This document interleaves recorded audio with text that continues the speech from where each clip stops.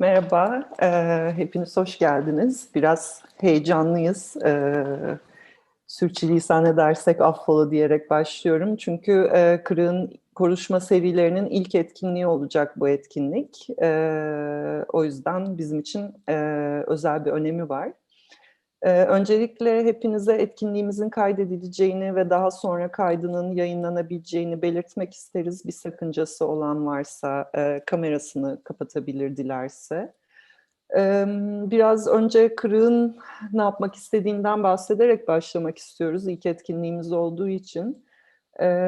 Aslında parçası olduğumuz kolektif mekanların yavaş yavaş ortadan kaybolmaya başladığı bir dönemde nasıl devam etmek istiyoruz diye hayal kurmamızla, nasıl bir mekan istiyoruz, neleri konuşmak istiyoruz, neleri görmek, kimlerle birlikte olmak istiyoruz gibi sorularla başladı. En başından beri de Kırık'ın kendini tartışmalarla kurması gibi bir isteğimiz vardı. Bunları hep birlikte bir mekanda, birlikte yiyerek, içerek yapmayı hayal ediyorduk. Ancak tam biz hayal kurarken pandemi başladı ve şartlar değişti. Dolayısıyla ilk senemizde çevrim içi etkinliklerle yavaş yavaş başlamak istedik. Şartlar uygun hale gelene kadar bu etkinliklerde kafamızı kurcalayan, düşündüren, bizi heyecanlandıran, endişelendiren konuları konuşmaya başlamak ve bu konuşmalardan bize kalanlarla birlikte aslında kurulmak istiyoruz. Kırık kelimesinde garip ve eğreti olan, queer, renk nüansı, fay kırığı gibi anlamları kapsadığı ve kucakladığı için kendimize isim olarak seçtik. Bugünkü etkinliğimize giden yol da aslında biraz hayatımızın her alanında yaşadığımız sıkışmalar sonucunda sürekli bir aradayız vurgusunu yapmak zorunda olduğumuz bir dönemde. Bu vurgu acaba bir şeyleri ıskalamamıza neden olabiliyor mu gibi bir sorudan ortaya çıktı. Dayanışmanın ve bir aradalığın bugünün koşullarındaki önemini göz ardı etmeden yapmayı ertelediğimiz, şimdi zamanı değil dediğimiz tartışmaları, konuları çekmecelerimizden çıkarabilir miyiz sorusu itici güçlerimizden biri oldu. Bugün de Dayanışmanın Çatallanan Yolları isimli konuşmaları ile Meltem Ağızka ve Saygun Gökarüksel'i konuk ediyoruz. Dayanışma kelimesi son yıllarda farklı anlamlara büründü, daraldı, genişledi ama hiç dilimizden düşmedi. Meltem ve Saygun da bugün dilimizden düşürmediğimiz bu kelimeye biraz tarihsel, biraz da güncel bir bakışla bakmayı deneyecekler. Belki çoğunuz için tanıtmaya bile gerek yok ama Meltem Ağızka, Boğaziçi Üniversitesi Sosyoloji Bölümü öğretim üyesi ve garbiyatçılık, şarkiyatçılık, eleştirel teori, toplumsal hafıza ve toplumsal cinsiyet alanlarında çalışıyor. Yine Boğaziçi Üniversitesi Sosyoloji Bölümü öğretim üyesi olan Saygun Gökarıksel, hukuk, siyasal ve tarihsel antropoloji alanlarında çalışıyor ve polis arşivleri, geçmişle yüzleşme pratikleri, devlet ve sınıf oluşumu ve toplumsal mücadelelere odaklanıyor. Meltem Saygun, hoş geldiniz. Söz sizde. Evet. Çok teşekkürler Zeyno ve Kıra bizi ilk etkinliğine davet ettiği için çok çok teşekkür ederiz. Yolu açık olsun diyorum. Ve bu vesileyle de 51. yıl dönümünde 15-16 Haziran işçi eylemlerine de bir selam çakalım diye başlayabiliriz. Bugün içinde yaşamaya, soluk alıp vermeye çalıştığımız rejimler insanları ve tüm varlıkları birbirlerine ölümcül şekillerde bağlıyor. Küresel iklim krizi, göç krizi, kıtlık, açlık ve susuzluk tehditleri ve en güncel örnek olarak COVID-19 salgını. Biliyoruz ki dünya üzerindeki tüm insanlar aşılanmadıkça bu salgın sona ermeyecek. Ama yine biliyoruz ki dünyadaki gelir eşitsizliğini yaratan tüm toplumsal ve politik etkenler aşılanmada da benzer bir eşitsizlik uçurumu yaratıyor. Günümüzün iktidar rejimleri halklara karşı hem sembolik hem de düz anlamda savaş açmış durumdalar. İnsanları birbirlerinden koparmaya çalışıyorlar. Örgütlü ve birlikte mücadeleyi şiddetle engellemeye çalışıyorlar. Mülksüzleştirme, ayrıştırma, yalıtma, geçmiş mücadelelerin kazanımlarının ve var olan kurumların aşındırılması, tüm bunlar çoğu zaman yalnızlık, çaresizlik, umutsuzluk gibi duygularla birlikte hissizlik, aldırmazlık, sinizm gibi tepkilere yol açıyor. Böyle bir bağlamda dayanışma hayati bir kavram ve pratik olarak öne çıkıyor. çok farklı bağlamlarda ve ölçeklerde Zeyno'nun da dediği gibi dayanışmadan söz eder olduk. Örneğin ikimizi de yakından ilgilendiren Boğaziçi direnişine değinebiliriz. Bir gecede gerçekleştirilen kayyum rektör atamasına karşı başlayan direniş, daha sonra ardı ardına kararlar, bildirimler, oldu bittilerle Boğaziçi Üniversitesi'nin hem kurumsal işleyişine hem de uzun süredir devam eden gelenekselleşmiş yaşam örüntülerine verilen büyük hasarlara karşı devam ediyor. Burada etkileyici bir dayanışma var. Üniversite bileşenlerinin, hocaların, öğrencilerin, mezunların büyük bir bölümü bu direnişte yan yana durmanın, birbirini güçlendirmenin ve karşılarındaki yayılmacı, işgalci ve fetihçi pratiklere karşı akademik özelliği ve özgürlükleri yaşatmanın yollarını arıyorlar. İstanbul Sözleşmesi'nin fesine karşı dayanışmaya, daha küresel ölçekte siyahi hayatlar önemlidir mücadelesini desteklemeye yönelik güncel dayanışma çağrılarını da hatırlayabiliriz, örnekleri çoğaltabiliriz.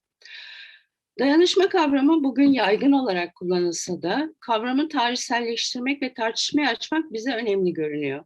Buradaki amacımız iyi dayanışma şekillerini kötü dayanışma şekillerinden ayırt edecek normatif ve ahlaki bir çerçeve geliştirmek değil. Tam tersine egemen ahlaki çerçevenin ötesine geçerek dayanışma ve iktidar arasındaki ilişkileri sorgulamak, dayanışma, topluluk, öznellik ve özgürleşme pratikleri arasındaki bağları konuşmak istiyoruz. Dayanışma kavramı bugün bize çok tanıdık gelse de kullanımıyla ilgili uzun tarihe baktığımızda çok farklı anlamlar edinmiş olduğunu görüyoruz. Örneğin sosyoloji disiplininin tırnak içinde babalarından sayılan Durkheim, dayanışmayı modern toplumda iş bölümünün bir sonucu olarak ele alır ve toplumsal düzen ve anlaşmayla tanımlar. Ya da daha sonra ayrıntılı olarak ele alacağımız insani yardım pratiklerinde dayanışma ahlaki boyutuyla ve esas olarak çatışmasız bir pratik olarak görülür. O zaman şöyle bir soruyla başlayabiliriz. Sömürgecilik ve kapitalizm tarihinin yapısal eşitsizlikleriyle şekillenmiş küresel bir politik coğrafyada iktidar etkilerinden bağımsız, çatışma barındırmayan bir dayanışmadan söz edebilir miyiz? Dayanışma pratikleri hangi gerilimler ve çelişkilerle maluldür? Bu sorulardan hareketle dayanışmayı soyut, dünyadan yalıtılmış ve bedensiz olarak, yani sadece bir model ya da fikir olarak ele almamamız gerektiği sonucuna varıyoruz. Benzer bir şekilde dayanışmayı tarihsel süreçlerle bağlantıları içinde toplumsal ilişkilerin mücadele pratiklerinin oluşturduğu değişken ve yaratıcı dinamiklerle birlikte düşünmeyi öneriyoruz. Bu bağlamda ulusal düzlem kadar uluslararası iktidar ilişkilerinin düzlemindeki hegemonik kaymalar ve bunlara ilişkin dönüm noktaları önemli. Bunlar dayanışmanın politik ufkunu belirliyor. Polonya Dayanışma Hareketi 1980'lerde dünyanın jeopolitik dönüşümünde belirgin bir rol üstlendi.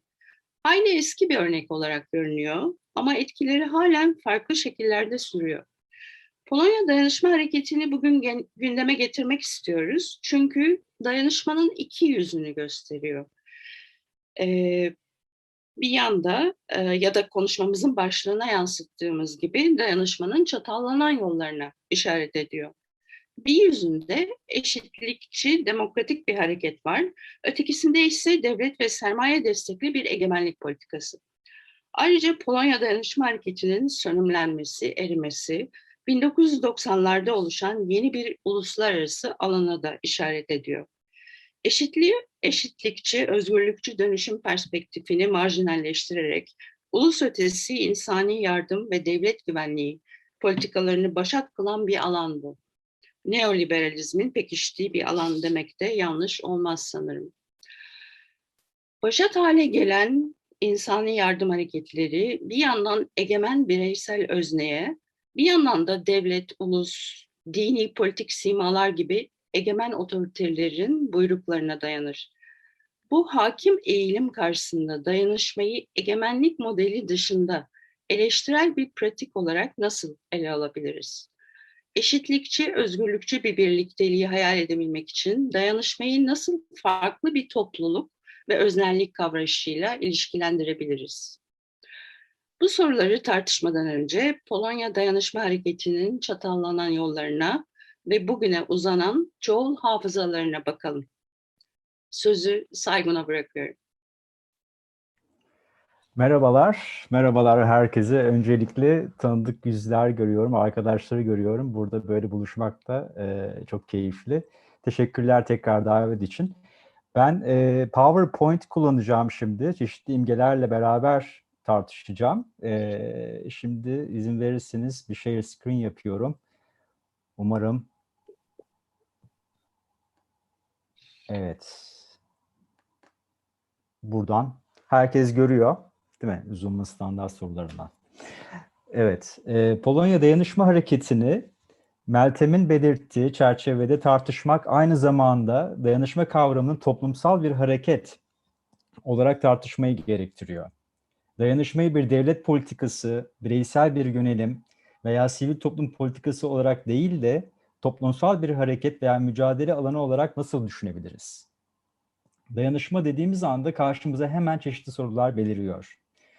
Dayanışma ilişkisini kuran özneler arasındaki ortaklıklar hatta aynılıklar mıdır yoksa farklılıklar mıdır?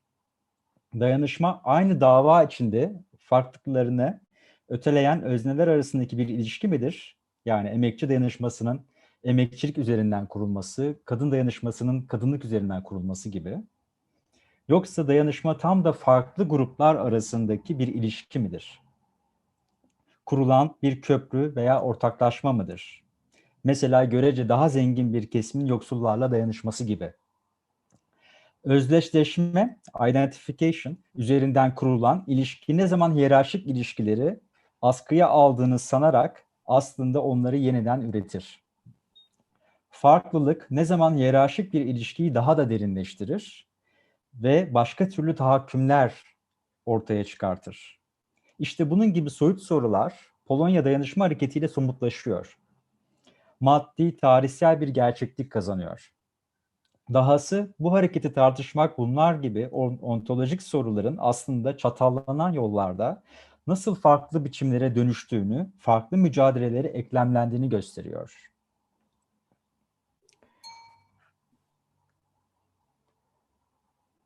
Bir dakika, bir sonraki slayda geçiyorum. Evet.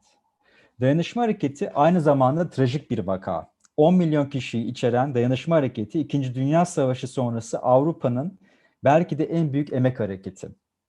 1980'li yıllarda ortaya çıkan bu hareket 60'lar ve 70'lerdeki emekçi eylemlerine, öğrenci mücadelesine ve entelektüellerin protestolarına dayanıyor. Disident veya muhalif hukuk mücadeleleri, Troçkici, anarşist oluşumlar vesaire.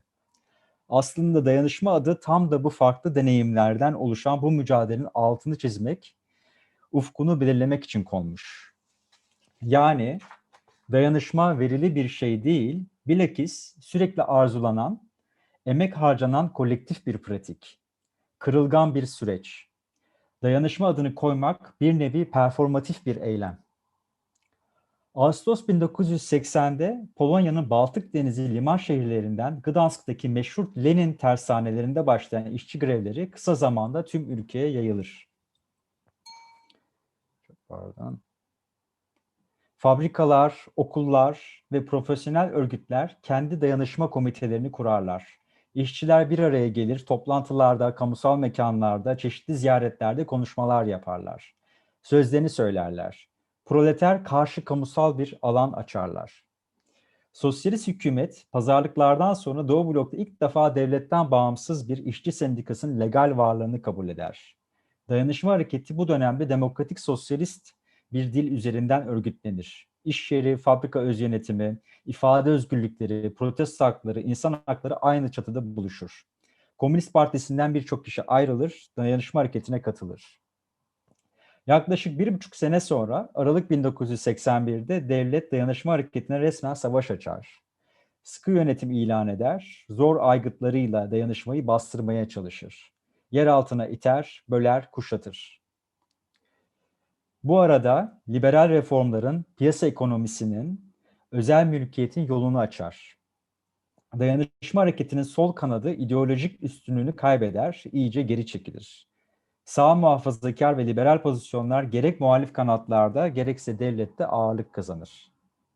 1989 senesine gelindiğinde devlet yetkilileri dayanışma hareketinin tırnak içinde milli temsilcileriyle veya önderleriyle yuvarlak masaya oturur ve geçiş dönemi pazarlıkları yapmaya koyulur. Bu da meşhur bir yuvarlak masa görüntüsü size. Bu temsilciler 80'lerin sonralarındaki fabrika işgallerini ve işçi eylemlerini kırmak için kullanılırlar. 89 sonrası neoliberal şok terapiler ve özelleştirmeler döneminde ise bu eski muhalifler yeni liberal partiler kurup çeşitli hükümet koltuklarına oturur ve 10 yıl önce beraber mücadele ettikleri işçilerin fabrikalarını mühürlerler, kapatırlar. Dayanışma adı altında yeni bir sendika kurulur. Ancak liberal eski muhalif liderlerin politikaya atılmasıyla bu sendikanın başını sağcı, milliyetçi, muhafazakar gruplar çekmeye başlar. Zaten sendika fikrini liberal kesimler komünist dönemle özdeşleştirdiğinden dolayı demode olarak görülür. Dayanışma hareketi artık bir seçim posteridir. Bu Haziran 1989 seçim posteri. ABD'nin vahşi batısının kovboylarından Gary Cooper ile yeniden tanımlanmıştır. Bu High Noon filminden geliyor bu film. Belki bilirsiniz, öyle vakti. Yeni kapitalist devletin kurucu ideolojileri arasında zikredilir. Bir anıt olur, müze olur, metalaşmış, tüketime hazır, bitmiş bir tarihe dönüşür. Bugün özellikle feminist ve sol muhalif grupların dayanışma hareketiyle ilgili yayınladıkları kitapların başlıklarına baktığımızda durumun hezimetini anlayabiliriz. Yenik dayanışma, tırnak içinde, satılmış dayanışma, büyük dayanışma, küçük dayanışma. Aslında bu başlıklar dünyanın çeşitli yerlerindeki birçok toplumsal mücadele içinde söylenebilir. Mesela Güney Afrika'da ki anti-apartheid mücadelesi, El Salvador ve Kolombiya'daki emek hareketleri ve gerilla mücadeleleri sermaye ve devlet aparatları altında dağılan, birbirini ihanetle suçlayan gruplara bölünen dayanışma ilişkilerini içerir. Ancak özellikle son başlığa dikkat çekmek isteriz. Büyük dayanışma, küçük dayanışma. Dayanışma hareketinin birçok kişinin siyasal özneleşmesinde katkısı büyükken, aynı zamanda tarihsel olarak birçok eşitsiz ilişki içinde barındırır. Özellikle de toplumsal cinsiyet anlamında. Bugün Polonya'daki birçok feminist yazar çizer bu küçük dayanışma alanlarını yeniden anlamaya çalışıyor. Dayanışma hareketinin kutsallaştığı, anıtlaştığı haliyle nasıl bir erkek romansına dönüştüğünü anlatıyor. Kadınların dayanışma hareketinin yıldızları haline gelmiş erkeklere nasıl bir yaşam damarı sağladığını anlatır ve dayanışma hareketinin görünmez olan gündelik bakım emeğini üstlendiklerinin altını çizerler. Sadece fabrikalardaki işçi grevleri değil, sokaklar, evler dayanışmanın geliştiği, pekiştiği yerlerdir. Ancak aynı zamanda bu feminist çalışmalar kadınların ataerkil ilişkilerden de azade olmadığının altını çizer. Ki bu, bugünkü toplumsal mücadele için çok önemli bir yer teşkil ediyor. Bu dediğimizi somutlaştırmak için bir örnek verelim. Anna Valentinović, ortada oturan, gözlüklü, Gdansk tersanelerindeki grevleri başlatan kişi olarak bilinen emekçi bir kadın. Valentinović, 1970 yılında zor kullanılarak bastırılmış meşhur bir fabrika grevinin anısını taşır. O grevin hafızasını yaşatmaya çalışır ve bununla ilgili Gdansk tersanesinde bir girişimde bulunur. Tersane yöneticileri emekli olmasına aylar kala onu işten atarlar. Bunun üzerine işçiler Valentinović ile dayanışma için bir eylem düzenlerler. İş toplu greve kadar gider. İşte bu grev büyük dayanışmanın başlangıcı olarak görülür. Ancak eylemler büyüdükçe mücadele daha da görünür olunca Valentinović geriye çekilir. 2000'lerde kendisiyle yapılan bir mülakatta şu sözleri aktarır. Bu Valentinović'in kendisinden bir alıntı, şimdi okuyacağım. Grev başladığında bir adam benimle görüşmeye geldi. İşçilerin benden grevin başını çekmemi istediğini iletti. Ona bunu yapmak istemediğimi, benim başa geçmemin mücadelenin ciddiyetini bozacağını söyledim. İnsanlar, kadın mutfağına dön derlerdi. Ama bugün dayanışma hareketinin geldiği hali düşününce büyük bir hata yaptığımı görüyorum. Valentinovich'in bu şekilde kendisini geriye çekmesi, patriarkal ilişkilerini içselleştirmiş olduğunu göstermiyor sadece. Aynı zamanda paternalist bir yaklaşımla kadınları özgürleştirmeyi, tırnak içinde, amaç edilmiş bir devlet rejiminin kadınlar için ortaya çıkardığı çelişkileri de anlatıyor. Dayanışma hareketindeki bazı muhalif kesimler adeta kadınlar üstünden devlet sosyalizmiyle kapışırlar. Bu kapışmada kadınların domestik ve geleneksel rollerinin altını çizerler. İşte tam da bu bağlamda kürtaj hakkının sosyalizmin anormal politikalarının sonucu olduğunu iddia ederler ve yerine kutsal anne imgesini çağırırlar. 89 sonrası kadın hareketleri için bu sosyalist geçmiş önemli sorunlar çıkaracaktır. Kadın özgürlüğü ve diğer cinsel özgürlükler genel olarak çökmüş bir devlet rejimiyle özdeşleştirilecektir.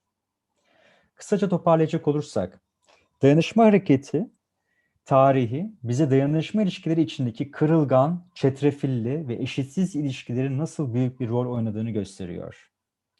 Bunların bir kısmı görünür ama birçoğu da sessizce, pek de görünür olmadan tezahür eder. Dayanışma tarihsel, sosyal, politik, ekonomik baskılar, dönüşen konjonktürlerden etkilenerek çatallanan yollarda şekillenir. Birçok farklı yüzü vardır. Muhalif dayanışma hareketi, emek hareketi, 89 sonrası liberal devlet ideolojisi olarak dayanışma, yine aynı dönemde kurulan sağ muhafazakar partilere rant sağlayan sendika olarak dayanışma. Dayanışmanın garantisi yoktur. Ancak kesin olan bir şey varsa dayanışmanın egemenlik ve iktidar ilişkilerinden azade olmadığıdır. Dayanışmanın egemenlik ilişkileriyle kurduğu alaka, devlet ideolojisine ve aygıtına dönüşmesiyle sınırlı değil şüphesiz. İnsan hakları siyasetinde, insani yardım sektöründe bunun farklı biçimlerini görmek mümkün. Acıma ve kurtarma duyguları üzerinde yükselen dayanışmanın çok tehlikeli sonuçlar ürettiğini görüyoruz. İnsani yardım örneklerinde olduğu gibi insanları kurtarılması gerekenler ve egemen özneler olarak ikiye bölüyor. Dayanışma gösteren özne ile dayanışmayı alan grup arasındaki asimetrik güç ilişkilerini kuvvetlendiriyor ama bir yandan da görünmez kılarak normalleştiriyor. Bu hegemonik söylemde kimin dayanışmayı hak ettiğini, kimin hayatının kıymetli olduğuna dair konuşulmaz kalan sınırlar var. Ve bu sınırlar iktidar ilişkileri içinde neyin söylenebilir, neyin söylenemez olduğuyla belirleniyor. Meltem bu konuları öznellik ve topluluk kavramını daha kapsamlı bir şekilde tartışacak. Şimdi sözü kendisine bırakıyorum. Evet. Meltem. Ee, Şimdi daha eşitlikçi bir toplum için yapılan dayanışma çağrılarıyla var olan düzeni savunmaya yönelik dayanışma çağrıları arasında bir ayrım yapmak politik olarak önemli elbette. Ancak bizim burada kuramsal ve politik derdimiz bunun ötesine geçiyor. Bireysel görev ve yükümlülük olarak temellendirilen bir dayanışmayı biz zorunluluk olarak gören anlayışı sorunsallaştırmak istiyoruz. Ulus devletlerin sık sık doğal ya da politik afetlere ilişkin dayanışma çağrıları yaptığına tanık oluyoruz. Bu çağrılarda da dayanışma ötekine karşı ahlaki bir yükümlülük olarak sunuluyor. Önceden belirlenmiş normatif bir çerçeveye indirgenen dayanışmada öteki bir kurban anlatısı içinde konumlandırılır. Ancak aynı anlatının mantığı içinde kurban kolaylıkla düşmana dönüşebilir. Başlangıçta ötekini kurtarma gereğinden söz eden söylemler sonunda paradoksal olarak bu insanların dayanışmaya layık olmadığını iddia edebilir. Ya da bir grupla dayanışmadan söz edilirken benzer koşullarda olan bir diğer grup ölüme terk edilebilir. Varsayılan egemen güç dayanışmanın sınırlarını belirlemektedir. Belki soru cevapta bunun çeşitli örneklerini ele alabiliriz. Dayanışmayı bireysel bir görev ve yükümlülük olarak gören, sınırları egemenlik modeli içinde çizilen bir modelin ötesinde farklı ve özgürleştirici bir dayanışma pratiğini nasıl düşünebiliriz? Bu sorunun tek bir yanıtı yok kuşkusuz ve soru bizi farklı tarihsel deneyimlerin tartışılmasına ve hafızalarına götürüyor. Yine de kuramsal olarak birkaç nokta üzerinde durmak istiyoruz. Dayanışmanın koşulları kadar kozmosu da politik olarak önemlidir. Dayanışma pratiğinin içindeki öznenin ve toplumun nasıl hayal edildiği meselesi hayati bir önem taşımaktadır. Psikanalist, felsefeci ve yazar Kristeva, kendimize yabancı olduğumuzu idrak etmediğimiz sürece başkalarıyla birlikte yaşayamayacağımızı söyler. Ama kendiliğin parçası olarak yabancılık ne anlama geliyor? Kristeva'nın sözünü ettiği aynı bünye içinde barınan biyoloji dahil farklı mantıkların getirdiği yabancılaşmanın yanı sıra öznenin dünya içinde olması da aynı anda bir yabancılık ve ilham getirir. Dünyevilik insanları hem dünyanın olumsal, belirsiz koşullarına maruz bırakarak yaralanabilir kılar, hem de dünyanın nimetlerini diğerleriyle paylaşma arzusunu yaratır. Her iki durumda da özne kendi merkezinden kaymış, kendi dışına çıkmış, bir diğerinin etkilerine açılmıştır. Yaralanabilirlik durumunda yaşayabilmek için başkalarıyla birlikte olmaya ihtiyaç duyulur. Paylaşma zevkinde ise bireysel çıkarların ötesine geçen bir arzucu.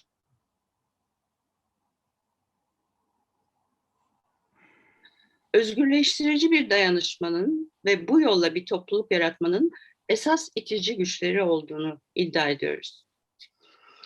Dayanışma üzerine literatürde genellikle dayanışmanın bağlamlarından, hedeflerinden ve türlerinden söz edilse de dayanışmayı neyin tetiklediği sorusu gündeme gelmez. Sanki bireylerin kendilerini bilen vicdanlı varlıklar olduğunu ve diğerlerine dayanışma göstermeye muktedir ve istekli olduklarını varsaymamız gerekir. Eğer bunu başaramıyorlarsa birçok tarihsel örnekte gördüğümüz gibi kendi toplulukları tarafından hain damgasını yiyeceklerdir. Bu varsayımı bir süreliğine askıya alarak soruyu tekrar sorabiliriz. Bizi dayanışmaya iten nedir? Başka sorular da eklenebilir. İnsanlar verili ahlaki normlar ya da politik buyrukların olmadığı koşullarda nasıl birlikte hareket ederler, nasıl dayanışırlar? İlginç biçimde bu soru Jean-Luc Nancy'nin topluluk üzerine felsefi düşüncelerinde meyil diye adlandırdığı bir durumla örtüşüyor. Nancy bu terimi topluluğun imkanlarını, imkansızlığını tartışırken birey kavramını sorunsallaştırmak için kullanır. Ona göre birey bölünmez bir bütün ya da topluluğun kökeni değildir. Nancy'ye göre birey bir soyutlamadır. Bunu tartışmak için atomların davranışı üzerine eski bir metinden aldığı meyletme anlamına gelen klinamen terimine başvurur. Romalı şair Lucretius'e klinamen atomların öngörülemez bir şekilde, öngörülemez bir zaman ve yerde yolundan sapması ve birbirlerine çarpması, karşılaşmasıdır. Buradan hayat ve hareket doğar. Klinamen kavramı Nancy'nin yanı sıra birçok felsefecinin ilgisini çekmiş, birçok müzisyen ve sanatçının işine ilham olmuştur. Ekranda gördüğünüz imge müzisyen Colin Tucker'ın Klinamen isimli müzik kompozisyonuna eşlik eden bir imge. Türkiye'de de Ulus Baker'in bu kavram üzerine yazdığını ve şair Lucretius'un Evrenin Yapısı adlı eserini Tomris Uyar ve Turgut Uyar'ın Türkçe'ye çevirdiğini de geçerken hatırlatalım. Jean-Luc Nancy, sözüm ona bireylerin bir topluluk yaratması için atomların davranışına benzer bir sapmaya gerek olduğunu söyler. Birinden diğerine bir meyil olmalıdır. Bir diğerine meyil etme, tırnak içinde bireylerin kendi yollarından saparak dayanışma içinde nasıl bir araya geldiğini anlamak için yol gösterici olabilir. Nancy'nin sorusu şu açıdan önemlidir. Çoklu, dağılmış, ölümcül bir şekilde parçalanmış ama yine de ancak birliktelik içinde var olabilen varlıklarımızın anlamına nasıl açık olabiliriz? Topluluk birlikteliğin varlığı değil, birlikte olmaktır. O zaman topluluğun önceden belirlenmiş bir özü yoktur. Topluluğun anlamı topluluğa içkin olarak değil, kişiler ancak kendiliğin dışına adım attığında, bir diğerine, farklılığa ve politikaya açıldığında oluşur. Dünyada olmak ancak birlikte olmakla anlam bulur. Dayanışma yaşatır dediğimizde bunu söylemiyor muyuz zaten? Nancy'nin topluluk üzerine geliştirdiği felsefi düşüncenin ilhamıyla dayanışmanın politik alanı açmak anlamına geldiğini ve bireysel bir görev ya da yükümlülükten kaynaklanamayacağını bir kez daha vurgulamak istiyoruz. Şimdi bütün bunların ışığında Türkiye'den güncel bir örneğe bakalım. 2016'da binin üzerinde akademisyenin imzaladığı "Bu suça ortak olmayacağız" bildirisi. Bu bildiri türünün ilk örneği değildi. Türkiye'de özellikle 1980 askeri darbesinden sonra imza kampanyaları dolaylı bir politik eylem şekli haline geldi. Çeşitli insan hakları ihlallerini kınayan, belirli politik talepleri kamusal olarak duyurmaya çalışan birçok imza kampanyasının olduğunu biliyoruz.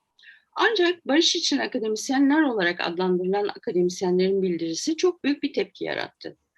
Bildiri, Kürt politik hareketiyle sürdürülen barış görüşmelerinin sonlandırılmasıyla birlikte Kürt illerinde devlet güçleri tarafından oluşturulan ağır insan hakları ihlallerini kınıyor ve bu suça ortak olmayacağız diyordu. Bildiriyi hiç de öngörülemeyen bir şekilde birbirinden çok farklı görüşlere sahip, Sıcak bir havuzda. pardon,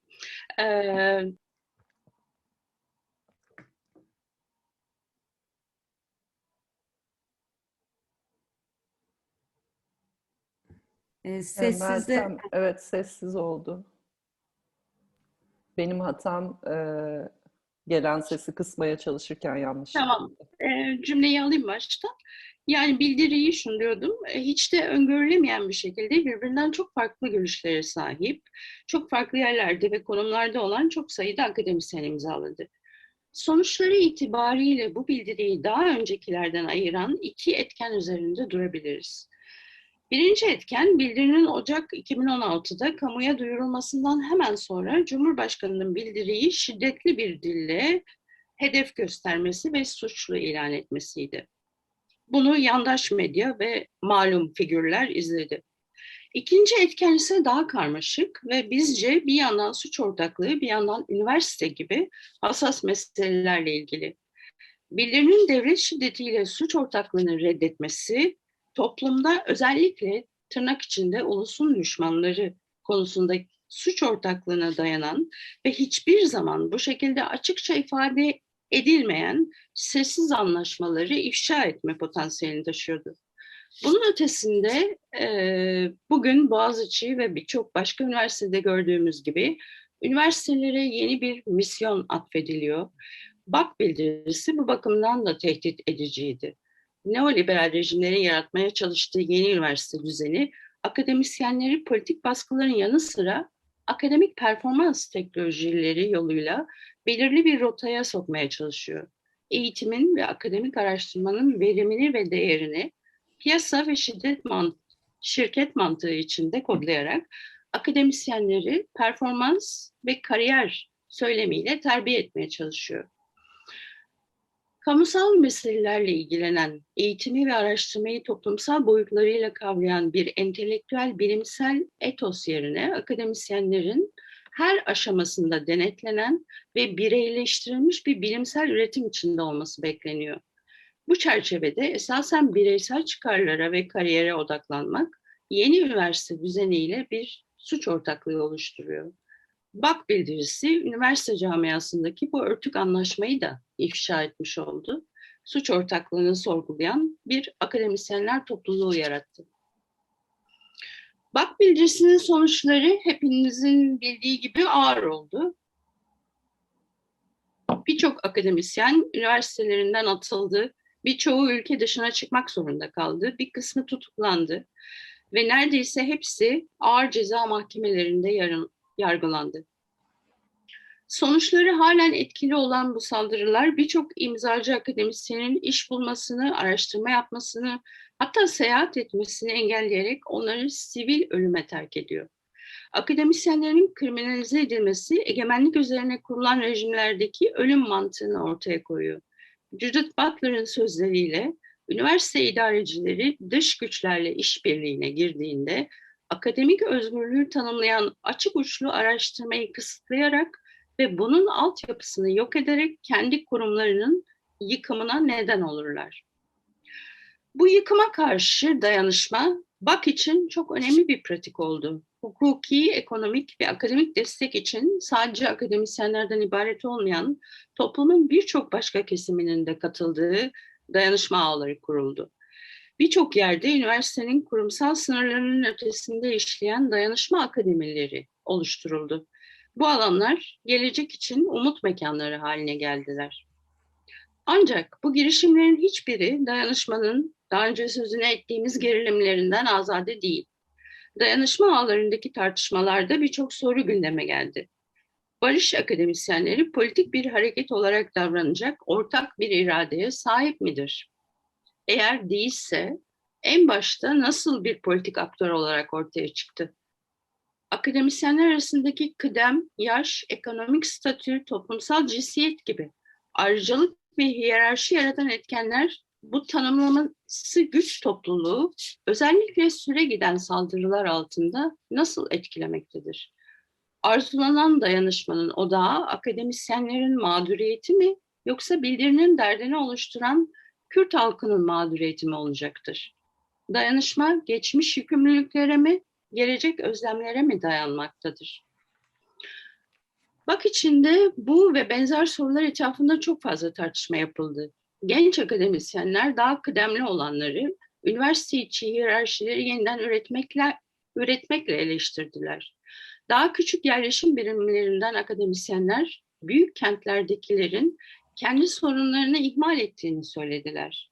Kadın akademisyenler, kimi erkek akademisyenlerin cinsiyetçi dilini kınadılar. Ama en büyük tartışma, BAK dayanışmasının esas meselesinin kriminalize edilen akademisyenler mi yoksa mağduriyet yaşamaya devam eden Kürtler mi olduğuydu. Daha önce söylediklerimizin ışığında dayanışmanın içindeki gerilimlerin yani ben ve öteki, birlik ve farklılık, yakınlık ve mesafe, görev ve arzu gibi gerilimlerin çözülemez olduğunu düşünüyoruz.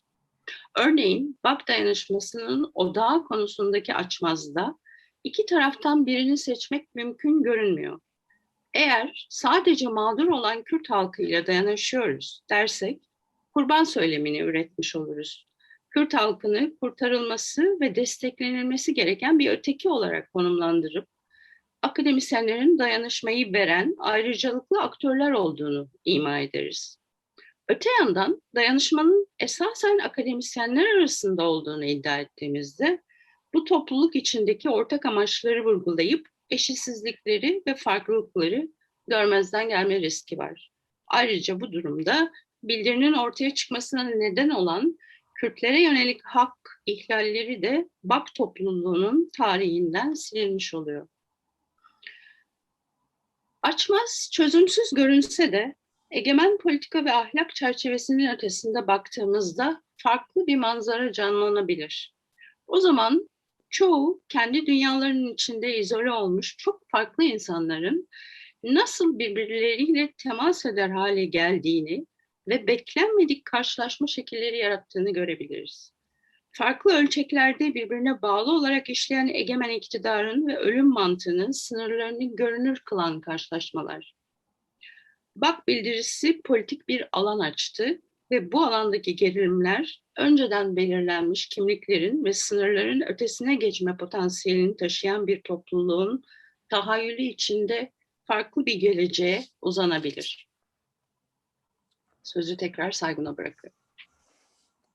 Bu konuşmada geçmişten ve bugünden ele aldığımız çeşitli dayanışma deneyimlerinde farklılıkların ve gerilimlerin sonsuz bir politik irade ya da hakikat varsayılarak silinemeyeceğini tartıştık. Egemenlik modeli üzerine kurulmuş dayanışma modelleri bize ölüm mantığı ve kimlikçi, tekçi bir fark anlayışı üzerine kurulmuş bir öznellik ve topluluk tasarımı sunuyor. Dayanışmayı taşımak, zorunda olduğumuz bir yük ya da yükümlülük olarak gördüğümüzde birileri sorumsuzluktan, ihanete uzanan suçlarla damgalanarak dayanışma zemininden habire dışarı düşüyor. Dayanışma egemen bireyin ahlakına ve iyi niyetine indirgeniyor, siyasal alan yok ediliyor. Egemenlikten ve farklılık üzerindeki denetimden vazgeçtiğimizde ise ihtiyaçlarımız ve arzularımız önceden kestirilemeyen etkisiyle daha özgürleştirici dayanışmalara belki girebiliriz. Ölümün kol gezdiği bu dünyada yaşamı yeniden canlandırmak için denemeye değer bir ihtimal. Peki egemenlik dışı, egemen özneden beslenmeyen, devlet ve sermaye aparatlarından bağımsız, eşitlikçi, özgürlükçü dayanışma pratiklerini, dayanışma praksisini ve poiesisini nasıl gerçekleştirebiliriz? Bunun koşullarını nasıl oluşturabiliriz? Sanatsal ve estetik pratikler, yaratıcı eylemler şüphesiz çok önemli. Bunu dayanışma hareketlerinin tarihi ve hafızasıyla beraber düşünmek elzem. Polonya'ya geri dönecek olursak, günümüzde dayanışma hareketinin tarihi tüm eleştirileriyle ve sessizleştiren sorunlarıyla beraber yeniden canlandırılıyor.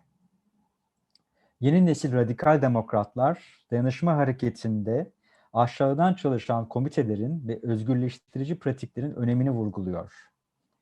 Anıtlaşan, heykelleşen bir dayanışma yerine bu demokratik sosyal birikime, mirasa sahip çıkmaya çalışıyor. Bazı feminist ve queer aktivistler bugünlerde sokakları ve meydanları dolduran antifaşist kadın ve queer hareketine ikinci dayanışma diyor.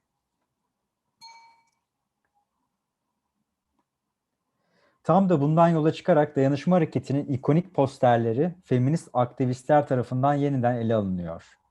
Vahşi Batı'nın beyaz, eril, hudut hukuku ve adaletini simgeleyen Gary Cooper yerine gölge bir kadın figürü karşımıza çıkıyor. Şemsiyesiyle beraber. Bu gölge figür tüm kadınlara göz kırpıyor. O tarihsel sessizliğin ve görünmezliğin vurgusunu yapıyor. Ve bununla birlikte dayanışmayı daha da çoğulcu ve anonim bir şekilde yeniden düşünmeye davet ediyor. Dayanışmaya yeni bir şekil veriyor. Gösterilerde ve eylemlerde imge farklı şekillerde yeniden ve yeniden dolaşıyor. Homofobik sağ muhafazakar hükümete karşı siyah protestolarda olduğu gibi. Dayanışma yeni dayanışmalarla çoğalıyor, dönüşüyor. Şemsiyeler sınırları aşıyor. Varşova, Buenos Aires, Dublin'de. Kim bilir bu tarihin, bu mücadelenin bir kısmını başka biçimlerde belki burada beraber yaşıyoruz. Bugünden sıcak sıcak. Üniversitelere taşıyoruz. Çoğalıyoruz, dönüşüyoruz şemsiyelerimizle.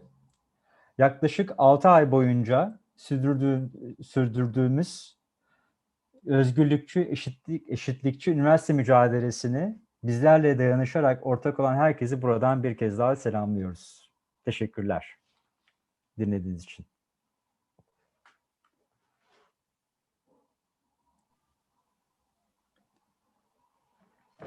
Çok teşekkürler. Hem Meltem hem Saygun'a ve Boğaziçi direnişine de en içten dayanışma mesajlarımızı gönderiyoruz. Biraz sindirmek için de zaman istiyor ama sorular hazırlanırken ben önce bir şey sormak istiyorum. Her ikiniz de bahsettiğiniz barış için akademisyenler içinden gelerek oradaki hiyerarşilere dair yaptığınız yorumlarla belki bugün Boğaziçi direnişinde öğrencilerle hocaların ve idari personelin birlikteliğine dair, buradaki tartışmalara dair de bir şeyler söylemek ister misiniz diye sorayım. O arada da söz almak isteyenler chatten yazabilirlerse sorularla devam ederiz.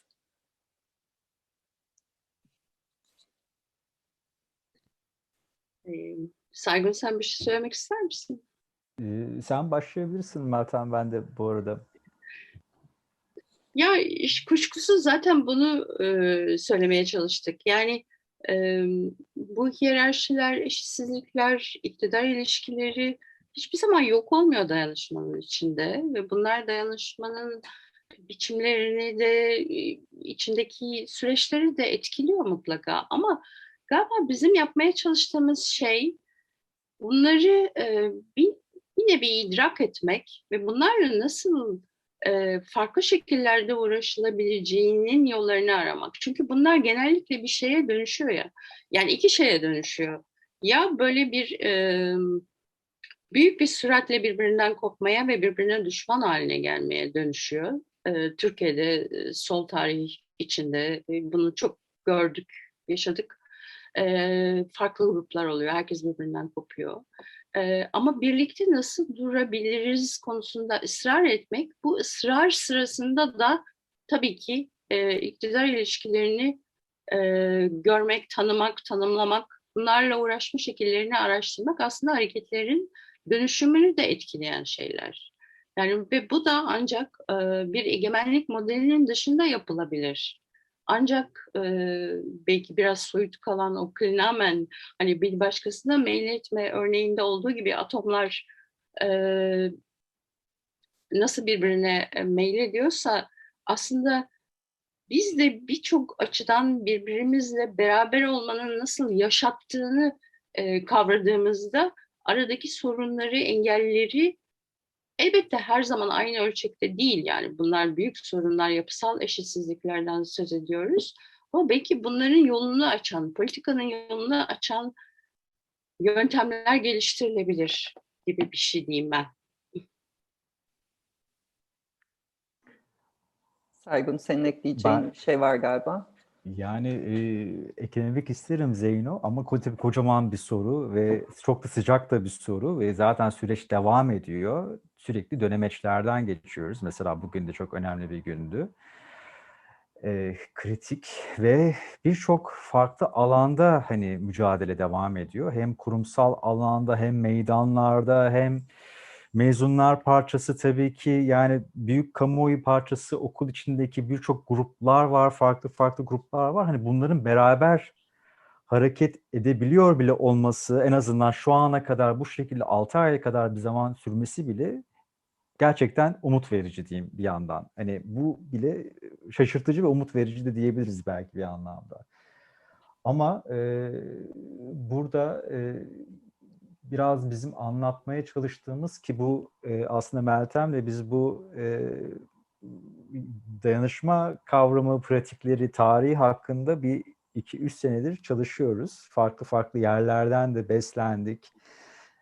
Bir araya getirmeye de çalışıyoruz ve sürekli çoğalıyor bu metin ve yeni yeni perspektifler karşımıza çıkıyor ve şimdi de birden hani bu şekilde böyle bir içine alan da böyle bir durum, bir mücadele içindeyiz. Hayatımızın birçok alanında ve burada gösterdiği şey bir tabii ki öznel, bunun sosyal birikim, yapısal alanları var, tarihileri var, gerilimleri var, fay hatları var çeşitli. E, Ama yani bir yandan da yani bu tarihsel maddi zeminin ne kadar önemli olduğu çok aşikar ve nasıl dönüştüğü hani bizim de her zaman direkt olarak etki edemediğimiz alanlar.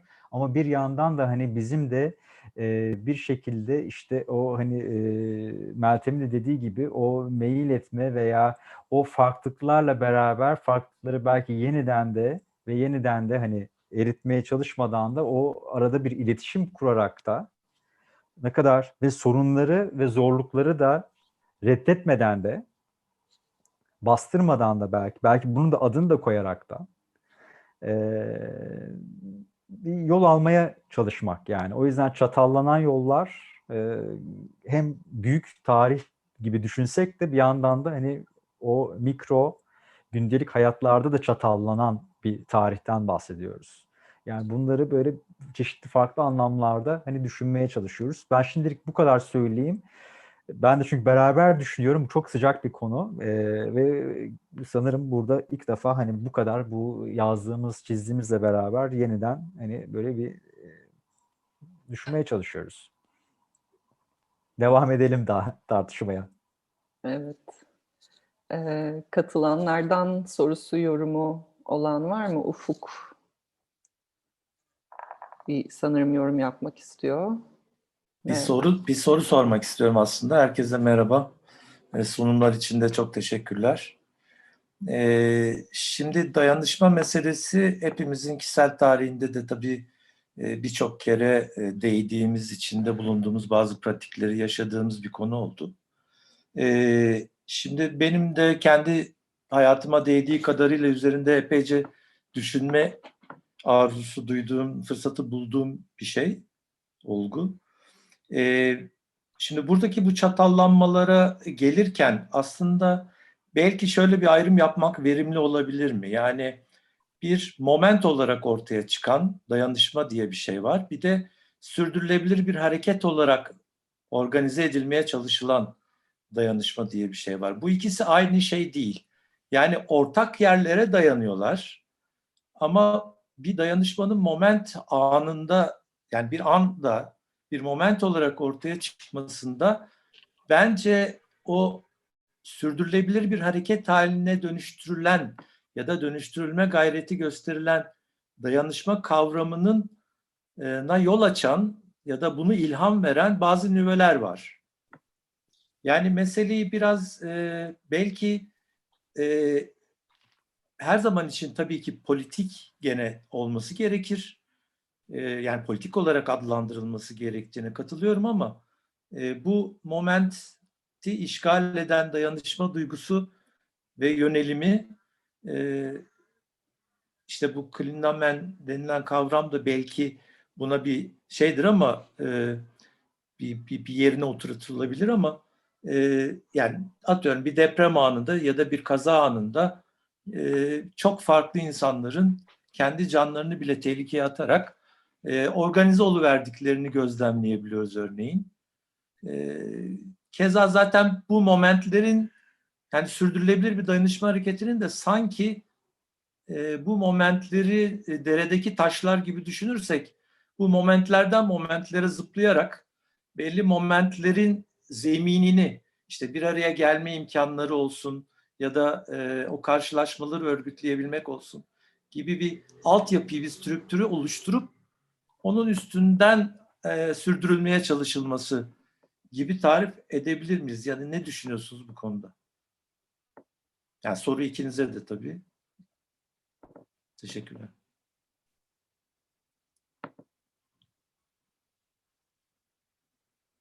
Şimdi aslında birazcık bizim bu konuşmamızın ya da daha önce üzerinde çalıştığımız metnin içinde modüler bir yapı var. Çok farklı örneklere, çok farklı anlara bakıyoruz ve orada da bir teorik ve politik bir eleştiri de var bunun içinden gerçekleştirmeye çalıştığımız.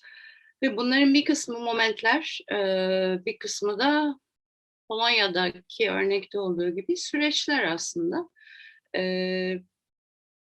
Belki PAK dayanışmasına moment denilebilir. Ama bu ayrım bizim yapmak istediğimiz tartışma açısından bilmiyorum ne kadar önemli. Çünkü zaten sürdürülebilirlik meselesini sorunsallaştırıyoruz. Yani sürdürülebilmesi için bir hareketin illa onun böyle bir egemen otorite tarafından şekillendirilmesi meselesini sorunsallaştırıyoruz. Hani bir momentte çıkan şey acaba kendi içindeki hayatiyeti kaybetmeden nasıl farklı yönlere doğru gelişebilir gibi bir, mesela Polonya Dayanışma Hareketi hani iki yöne doğru saptı. Bir tanesi yıllar sonra o içindeki o hareketlilik kadınların, feminist kadınların mücadelesinde tekrar ortaya çıktı. Ölmemiş bir hat aslında o. Yaşayan bir hat. Onun hafızası onlara yön veriyor. E, Yani evet bilmiyorum. Benim vermek istediğim bir örnek aslında. Gene Türkiye solu demiştim. Mesela 1990'ların ortasında hepimizin bildiği Özgürlük ve Dayanışma Partisi diye bir parti kuruldu.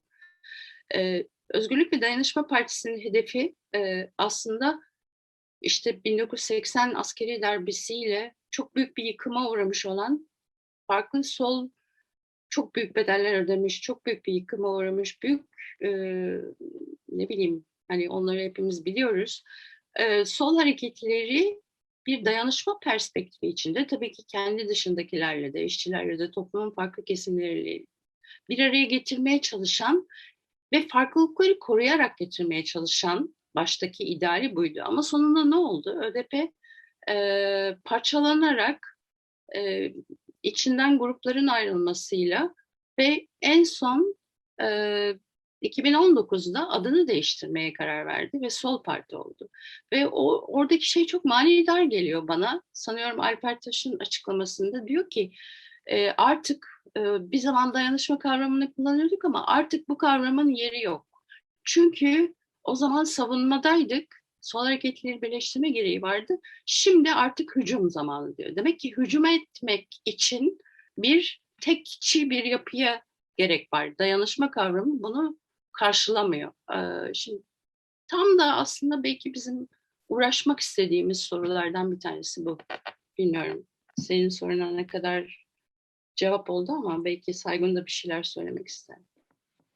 Bu aslında yani şey sorusu, hani sürdürülebilirlik ve momentler tabii sorusu önemli. Dediğiniz gibi bir sıçrama anları var, bir dönüşüm anları var, bir anlar var yani. Ama bu anların da bazen o sıçramanın da olabilmesi için o dediğiniz yani anı da yaşayabilmeniz için öyle bir birikim de oluyor. O birikim de bir tarihsel bir birikim de var onunla beraber gelen. Bu da bir mücadeleler tarihidir, bir bellektir, bir yapısal örgütlenmedir muhakkak. Hani Boğaziçi'nde de bunu tartışabilirsiniz.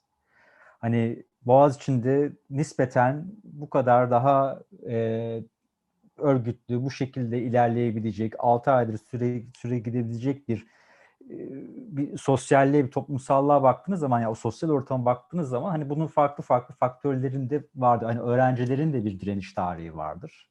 Akademisyenlerin de vardır. Bunların bir kısmından başka paylaşılıyordur da bir yere kadar.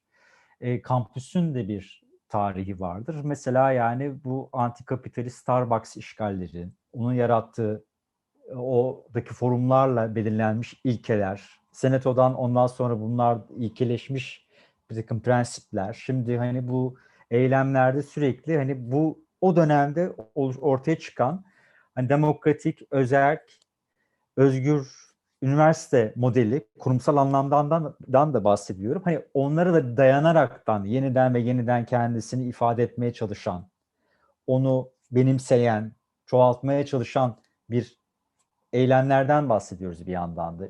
Onun sayesinde yani onunla beraber daha da hani şekillenmiş bir alandan da bahsediyoruz. Yani o dediğiniz gibi evet, o momentler kuşkusuz çok önemli ve aynı zamanda da o momentleri de birleştiren, ayakta tutan, onların da işte bir belleği ve yapısı var.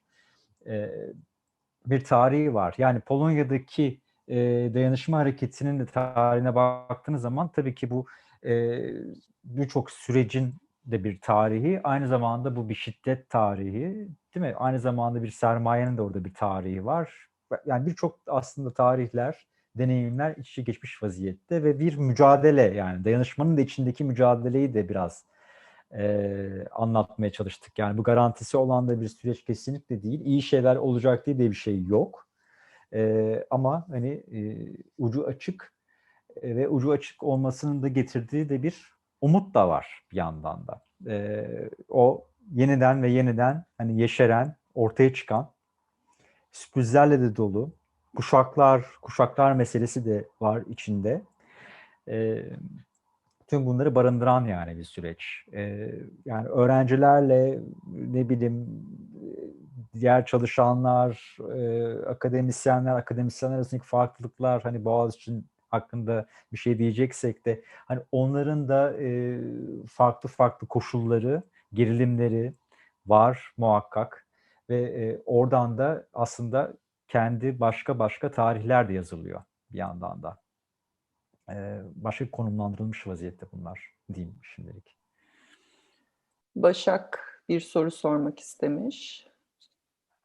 Merhaba, ikinizi dinlemek çok güzeldi. Teşekkürler sunum için. Tam nasıl koyacağım bilemiyorum ama yani yine çok heyecan verici oldu. Çünkü bir sürü farklı şey düşündürdü ve özellikle bu mail fikri oldukça heyecan verici. Ama orada da bir şey korkusu gelmedi değil. Yani hani yarı doğal bir terim. Ve dolayısıyla böyle o insan topluluklarının bir araya gelmesini doğallaştıran bir açıklama getiriyor gibi. Ve bu noktada mesela dayanışmayı suç ortaklığından ayıran tam nedir? Onu bilmek mümkün olabilir ya da yani mail kelimesi bize bunu veriyor mu terimi? Çünkü mesela erkek dayanışması dediğimizde de aslında bir tür suç ortaklığından ve hani ortak çıkara dayanan bir imtiyaz rejiminden bahsediyoruz. Ama bu suç ortaklığı dayanışma ilişkisini birlikte düşündüğümüzde de yani hani bu hani BAK'la ilgili olanı sessiz anlaşmaları bozma. Yani bu suçun ortağı olmayacağız derken orada bir mevcut aslında dayanışma rejimlerini, adı konmayan dayanışma rejimlerinden geri adım atma gibi bir şey olarak da okunabilir. Şimdi bütün bunları düşününce aslında dayanışma kelimesinin kendisi çok baş döndürücü bir çeşitliliğe kavuşuyor. Ve acaba bunu böyle biraz daha daraltarak düşünmeye çalışmak mümkün mü? Sanırım Ufuk'un sorduğu soru da biraz öyle bir şeydi. Yani hani moment ve süreç olarak iki ayrı şey olarak düşünebilir miyiz diye. Bana mesela gibi geliyor, özellikle bu farklılığa yaptığımız vurgu ve çıkardan kaçmaya, yani çıkarı dışarıda bırakmak ve farklılığa vurgu yaptığımızda acaba şöyle bir şey mi dayanışma? Yani başkasının mücadelesini sahiplenme ama kendi mücadelen içinden. Yani senin olmayan ve senin için çıkar sağlamayacak bir mücadeleyi sahiplenmek ama bunu da işte hani insani yardımcı ya da hiyerarşik bir yerden değil, kendi mücadelenin bilgisi ve doğurduğu arzular ve meyiller üzerinden şekillendirmek gibi bir yerden mi düşünmek lazım? Yani meyili oraya çektiğimizde aslında dayanışmayı suç ortaklığından kurtaran bir şey olabilir mi gibi bir takım yani aslında tanımsal sorularım vardı. Çok teşekkürler. Bir sürü soru, önemli soru sordun. Mail etme meselesiyle başlayayım. Bunu yazan bir şair sonuçta aslında değil yani hani atomların hareketini inceleyen bir bilim insanı değil. Ve orada çok aslında metaforik bir şey de var ve çok da anlaşılması zor bir şey var aslında. O şiirin baktım sonra çok da güzel çevirmişler Thomas Uyar ve Turgut Uyar. Yani eğer bu sapma olmasaydı atomlar kendi yollarında boşluğa düşeceklerdi. Ama sapma olduğu için bir hareket oluşuyor, bir çarpışma oluşuyor ve bu açıklanabilen bir şey de değil. O yüzden mail etme yani ve o yüzden güzel, verimli bir metafor haline geliyor. Birçok felsefecinin de bunu kullanması, Deleuze'den işte Serres'e kadar, Türkiye'de Ulus Baker falan. Hani böyle bir kavram, tam tanımlanması mümkün olmayan ama açıklanması da mümkün olmayan belki. O hareketin kendisinin açıklaması da mümkün olmayan. Böyle düşünmek bize ne getiriyor? Haklısın. Böyle düşünmek aslında tam da hani belki tam da onu açamadık ama o egemen özne modelinin dışına çıkmayı getiriyor. Hani bir çıkarlar pakt anlamında, çıkarların ortaklaştırılması anlamında bir dayanışma değil de yani benim neden ilgimi çekiyor mesela sen öyle dedin ya hani benim çıkarımla hiçbir alakası yok. Ben bir şekilde yaşarken birdenbire başka bir şeye meylediyorum. Aslında buna bir alan tanıdığımızda belki daha dinamik bir şekilde düşünebiliriz. O zaman yani anlaşmalar gibi değil de, paktlar gibi değil de böyle ortaya çıkıveren ve aslında kendi içindeki yabancılık dediğimizde tabii böyle biraz psikanalitik bir yere de gidiyor. Senin için de belki sorun olan ama onu hiçbir zaman o sorunun ne olduğunu bilmemiş olduğun bir şeye doğru çekilmek ve bunun genel olarak yaşamın korunması, canlandırılması, geliştirilmesi. Hani bu yüzden ihtiyaç bir yanda, ihtiyaç bir yanda arzu gibi bir şey dedik. Ama senin soruların tabii ki hani dayanışma kavramı belki de bütün bunları açmaya yeterli değildir. Bilmiyorum. Hani onun içinde zaten konuşurken de sürekli dayanışmanın modelin dayanışması falan gibi böyle çok yabancılaştırıcı bir tekrar da oluyor ama bilmiyorum. Benim söyleyebileceklerim bu kadar. Başka sorusu olan var mı? Chat'te herhangi bir şey göremiyorum ya da yorumu. Yani az önce konuşulan aslında bağlamda hani sizin söylediklerinizden benim duyduğum mesela hani ikiniz ayrı ayrı politik alanı açmak, siyasal alanı açmak, gelecek özlemler, özgürleştirici dayanışma gibi şeyler söylediniz. Hani ben belki dayanışmanın radikal anlamlarını geri çağırmanın anahtarlarını buralarda görüyorum diyeyim. Bilmiyorum katılır mısınız? Çünkü dediğiniz gibi yani bugün dayanışma kelimesinin anlamı çoğu zaman hani askıda ekmeğe kadar gitti ve nasıl bunu tanımlıyoruz meselesi benim kafamı çok kurcalıyor. Sadece dayanışma kelimesi değil, siz burada başka bir yerden yaklaştınız ama içine girdiğimizde aynı şekilde çıkmadığımız bir dayanışmayı hayal ettiğimde ben de bu söylediğiniz aslında kelimelerin etrafında düşünüyorum diye ufak bir yorum yapmış olayım. Bir şey ekleyebilir miyim? Yani bir şey söyleyebilir miyim? Yani özgürleşme pratiği diyoruz. Tabii ki çok önemli politik alanı açmak diyoruz ve bunlar belki hani farklı şekillerde somutlanabilirler. Hani onu tam da somutlamadık aslında. Ama bir yandan da hani şu günün dünyasında, bugünün dünyasında böyle bir hani ölüm tehdidi kol geziyor falan gibi laflar ettik böyle biraz dramatik. Aslında belki de tam bilmediğimiz yani o özgürleşme pratiğinin formülleri, modellerinin belki de tam artık o şekilde olmadığı ve çok daha geniş kesimlerin aslında var olan rejimlerin altında yaşayamaz hale geldiği bir dünyada belki bunların kendilerini de sorgulamaya açmak, o yüzden dayanışma elverişli bir kavram gibi. Çünkü sanki hani kendimizi bir sürü yerde dayanışma içinde buluyoruz. Çünkü başka bir pratik şu anda pek de yok yani hani özgürleşme pratiği dediğimiz anlamda. Hani birçok harekete dayanışma diyoruz, birçok ana dayanışma diyoruz. Burada bilmediğimiz bir şey de var yani yolunu bulmaya çalıştığımız bir şey var ve bunun hani garantisi yok dedi Saygun. Yok hakikaten bir formülü de yok. Belki bir garantilenmiş bir metodu da yok. O yüzden bu arayışın kendisi de değerli aslında diye düşünüyorum. Çok teşekkürler. Tekrar iki söz istendi. Önce Aylin, sonra Azize. Selamlar.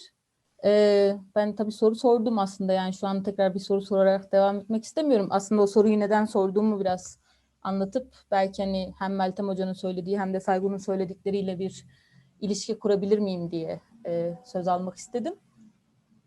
Şöyle bir şey, tabii ki yani bu yani söylediğiniz bütün her şeye katılmamak elde değil. Yani zaten hani içinde yaşadığımız politik atmosfer herhalde tam da böyle bir durum. Yani nasıl dayanışacağımızı, hangi yöntemlerle dayanışacağımızı, kiminle dayanışacağımızı bilemediğimiz ya da o kadar çok fazla aktör var ki dayanışmamız gereken ama yani hepsine yetişemediğimiz ve çoğu zaman da işte bir tür rekabete giden, yani işte ne bileyim Karadeniz'le dayanıştınız ama Kürtlerle dayanışmadınız. İşte Kürtlerle dayanıştınız ama Filistinlilerle dayanışmadınız gibi mesela bir sürü birbiriyle rekabet içinde anlaşılmaya çalışılan bir dayanışma yorumlaması var. O açıdan bence söyledikleriniz çok değerli. Sorduğum soru hani bu çelişkiler nasıl aşılır gerçekten? Yani biz bir topluluk olarak zaten varsak ve bu topluluk olarak bu çelişkiler her zaman olacaksa, yani işte sınıf çelişkisi, cinsiyet çelişkisi, ayrıcalık çelişkisi, akademisyen olup işçi olma arasındaki çelişki gibi mesela şu an Boğaziçi Üniversitesi'nde yaşanan özelinde söyleyeyim. Yani bütün bu çelişkiler var olmaya devam edecek ama bu çelişkilerin yani sokağa ya da mücadele alanına çıktığında yani şöyle diyemeyiz. Yani bu çelişkiler var ve biz bu çelişkilerle beraber dayanışma örgütleyeceğiz dediğimizde yani bu çelişkilerin nasıl aşılacağı, hangi yöntemlerle aşılacağı ve hangi etik kriterlerle aşılacağı meselesi benim için önemli. O yüzden sordum bu soruyu. Çünkü şöyle yani işte yani Kürt akademisyenlerin durumu BAK içerisinde nasıl bir soru diye sorduğumda, çünkü benim gördüğüm ve aslında üzerine hiç konuşulmayan, sanki böyle BAK'taki akademisyenler arasında herhangi bir etnik kimlik farklılığı yok gibi ve bu etnik kimlik farklılıklarının Türkiye'deki tarihsel bir background'u yokmuş gibi mesela bir böyle bir şey var. Ben BAK içerisinde değilim. BAK içerisindeki bütün o yani içsel çalışmaları bilmiyorum ama sadece dışarıdan politik bir özne olarak duruma baktığımda gördüğüm bir şey. Yani o yüzden mesela dayanışma dediğimizde yani şöyle, dayanışma ile yardım ya da dayanışma ile destek arasındaki fark mesela, yani işte ne bileyim bir insan hakları savunucusu yani savunduğu özneye nasıl bakıyor? Yani mağdur özne olarak bakıyor ve onunla aslında insan haklarını savunarak aslında dayanıştığını dayanışma gösteriyor. Ama en nihayetinde bu yani o dayanıştığı özneyi aslında çok böyle şey bir özne kılan, yani ne bileyim mesela Kürtler özelinde söyleyeyim, yani işte insan hakları alanından Kürtlerle dayanışan bir sürü Kürt olup ya da Türk olup ya da yabancı olup yani insanda gördüğüm şey, yani mesela Kürtleri bir direniş öznesi olmaktan ziyade bir işte savaş mağduru özne olarak ele alıyor yani. İşte mesela o zaman yani biz dayanışma kurarken o halde bu mağdur yani özneyi mağdur görme biçimini nasıl ortadan kaldıracağız diye baktığımda ben çoğu zaman şunu görüyorum, yani dayanışmanın tek taraflı bir şey olmadığını anlamamız gerekiyor. Yani dayanışma mesela BAK akademisyenleri Kürtlerle dayanıştığında Kürtler de aynı zamanda BAK akademisyenleriyle dayanıştı. Yani bu karşılıklı ilişkiyi görmezsek dayanışmayı sadece yani bir alandan diğerine, birinden diğerine bir ilişki olarak tanımlarsak o zaman yani sosyal ilişki dediğimiz meselenin aslında sosyalliğini unutmuş oluyoruz. Yani hani dayanışmanın da aslında bir sosyal ilişki olduğunu unutmuş oluyoruz. Yani benim sadece söylemek istediğim yani sorumun sebebi buydu. Yani buna dair bir şeydi. O yüzden yani BAK içerisindeki bir Kürt akademisyenle dayanışmak, yani BAK içerisindeki bir Kürt akademisyenle dayanışmak meselesi şundan dolayı önemli. Çünkü en nihayetinde yani Kürt topluluğundan gelen birisinin akademi camiası içerisinde tırmanışıyla işte yani Türk olan birinin tırmanışının aynı olmadığını zaten hepimiz biliyoruz zaten yani. Ve bundan sonra mesela işte bir sürü BAK'taki akademisyenler yurt dışında mesela böyle bir yurt dışına gidenler için söylüyorum özellikle. Yani ne bileyim dil bilmek üzerinden işte başka ilişkilere sahip olmak üzerinden belirli yerlere erişirlerken mesela yani Kürt olan akademisyenler yine geride kaldı. O yüzden yani Kürt halkıyla dayanışmak için ille de yani böyle oradaki savaş mağdurlarıyla dayanışma değil de yani yanı başında olan bir Kürtle dayanışmanın çok daha önemli olduğunu düşünüyorum yani. Oradan bir dayanışma ilişkisinin kurulması gerektiğini düşünüyorum. Teşekkür ederim. Çok uzun konuştum. Teşekkürler Azize. Daha çok bir yorum oldu. Bilmiyorum hani bir şey söylemek ister misiniz? Yoksa Ben çok yorum. ifade ettiği için ben tamamen katılıyorum.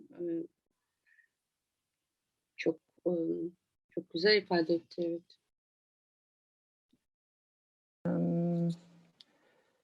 Sanırım geri döndü sorunun sahibi Aylin.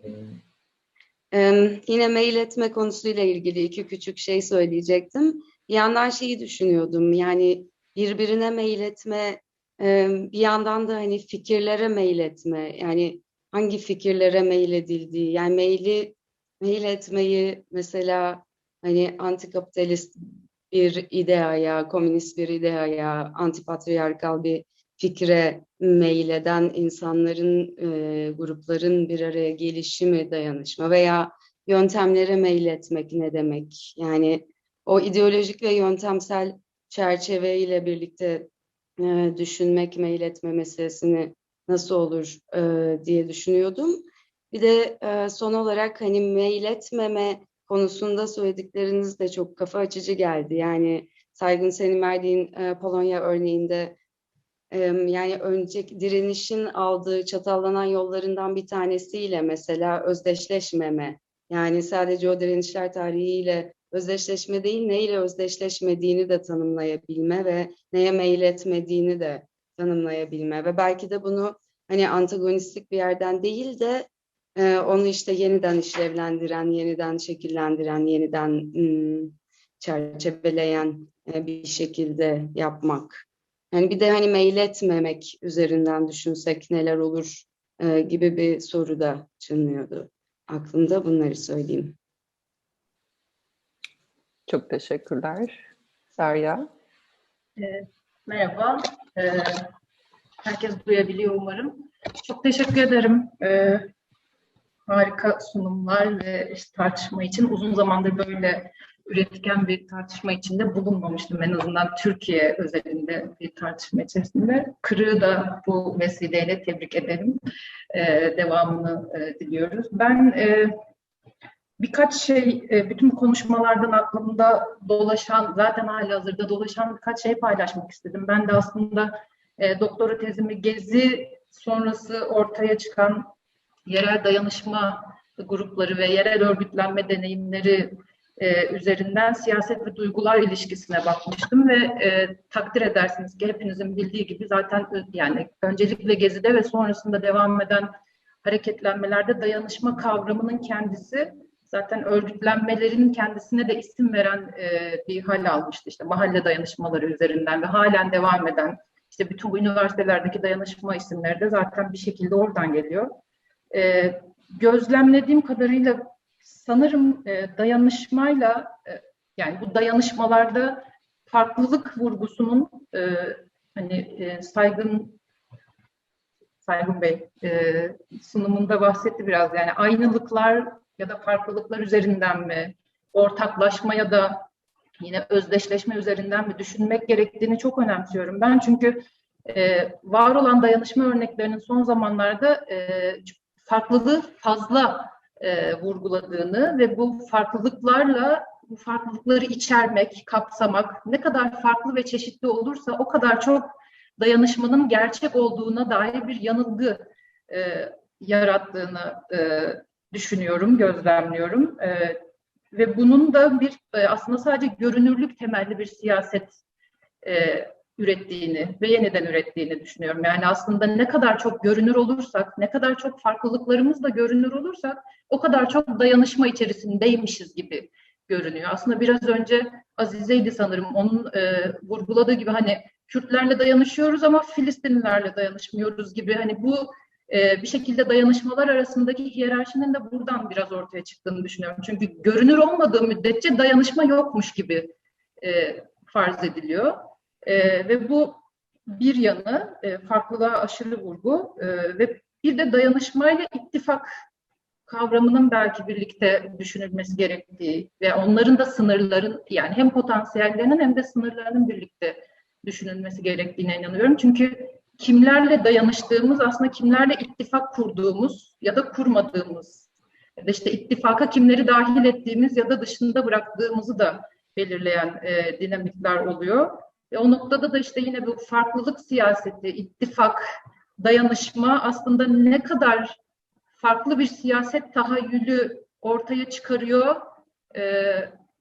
ya da ne kadar sizin dediğiniz gibi radikal tahayyüller ortaya çıkarıyor. Ben biraz soru işaretiyle yaklaşıyorum.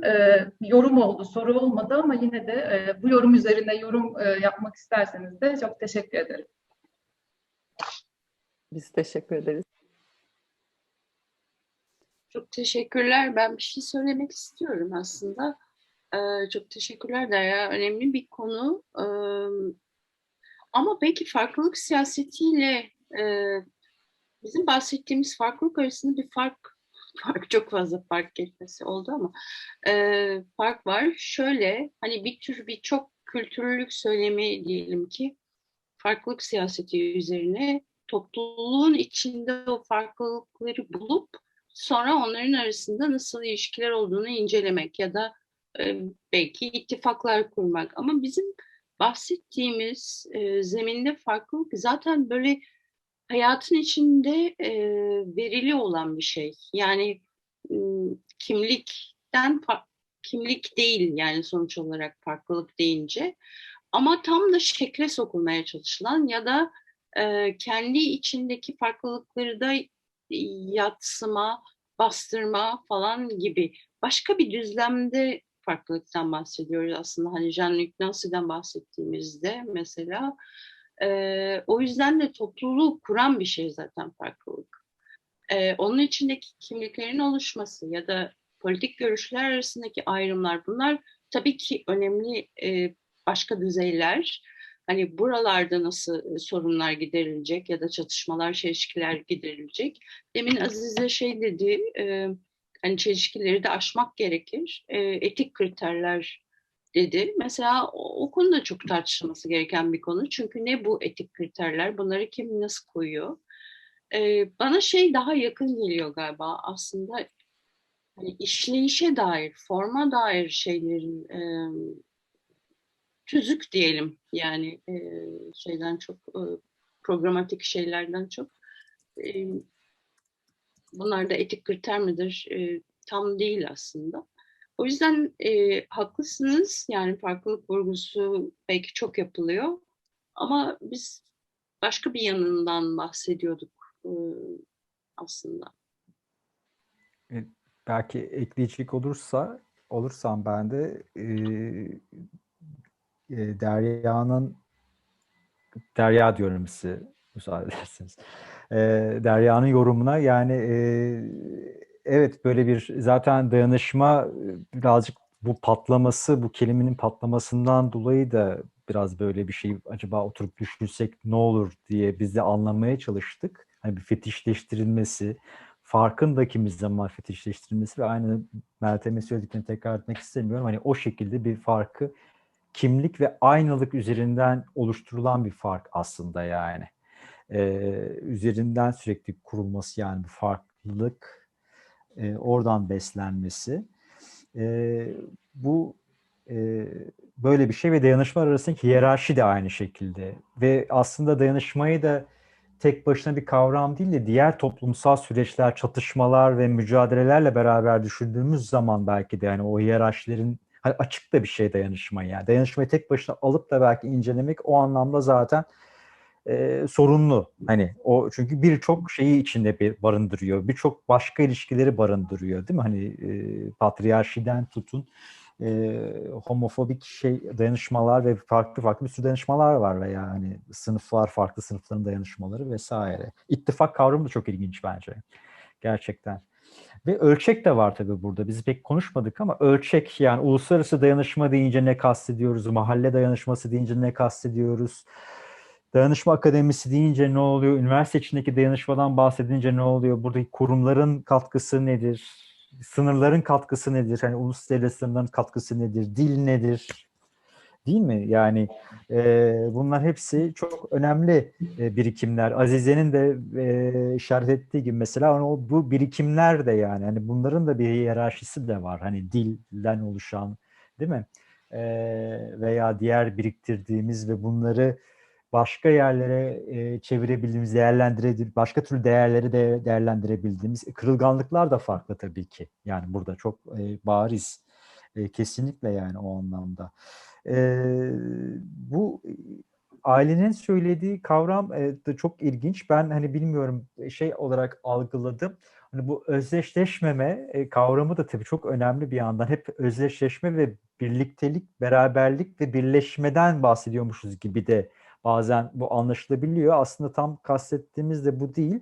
Ama hani bununla beraber belki daha detaylandırmak için bu disidentification veya özdeşleşmeme, çünkü bazı dayanışmaları yaşatmak, mümkün kılmak için de aslında bazı şeyleri unutmamız veya unlearn etmemiz gerekiyor. Yani yeni bırakmamız gerekiyor. Belki o hani benimsenen dominant, baskın yani normatif değerler veya normlar, hani onların da bir şekilde, değil mi, hani unutulması gerekiyor ki başka dayanışmaların yolu açılsın aslına bakarsanız. Çünkü sıfırdan zaten kimse başlamıyor. Öyle bir özne yok.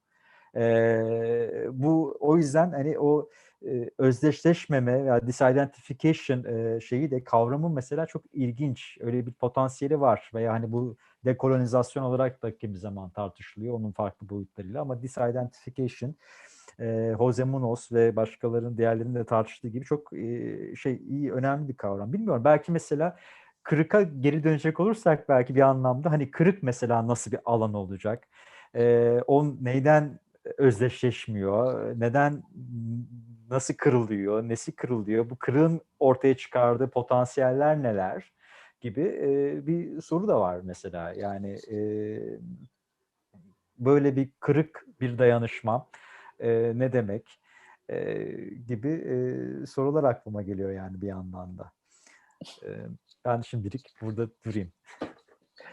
Evet, tamam. Ufuk son bir şey söylemek istediğini söylemiş ama başka söz almak isteyen varsa öncelik verelim. Yoksa Ufuk'a tekrar söz vereceğim. Ufuk. Yani şimdi tabii ki tam sonuna gelmişken yeni bir şey başlatmak pek de istemezdim ama şöyle bir şeye dikkat çekmek istiyorum. Yani bu da